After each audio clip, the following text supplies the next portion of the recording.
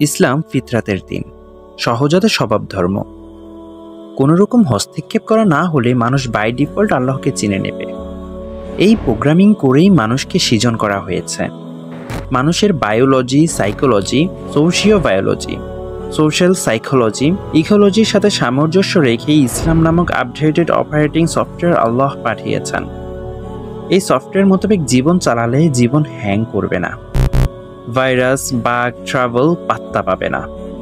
পরিবার, আইন, বিচার, রাষ্ট্র, বাজার ক্রাশ করবে না। সবকিছু স্মুথলি চলবে, ফুরফুরে জীবন।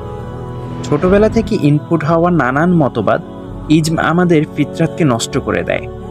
কখনো সায়েন্সের নামে, কখনো ইতিহাসের নামে, কখনো প্রথা ভাঙার নামে, আবার কখনো সচেতনতা, মুক্ত চিন্তার নামে।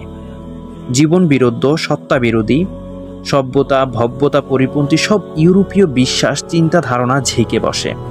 মেঘে মেঘে হয়ে যায় অনেকখানি বেলা। স্বভাব দিয়েই যাকে চিনে নেবার কথা ছিল, যার দাসত্বের মর্যাদায় গর্ববোধ করার কথা ছিল, সেই তিনিই হয়ে যান মিথ্যা, অপ্রয়োজনীয়। চকচকে ইউরোপের মতো ইউরোপীয় দর্শনগুলো চকচকে ঠেকে। ইসলামই যেন তাকে ইউরোপীয় হতে দিচ্ছে না। এই একচোখা পড়াশোনা তাকে দেখতে দেয় না চকচকে মুখোশের নিচে পচা গলা ইউরোপকে। ঔপনিবেশিক শিক্ষাধারার বদৌলতে জাতে ওঠার প্রজন্মের তাই ইসলাম নিয়ে অভিযোগের শেষ নেই।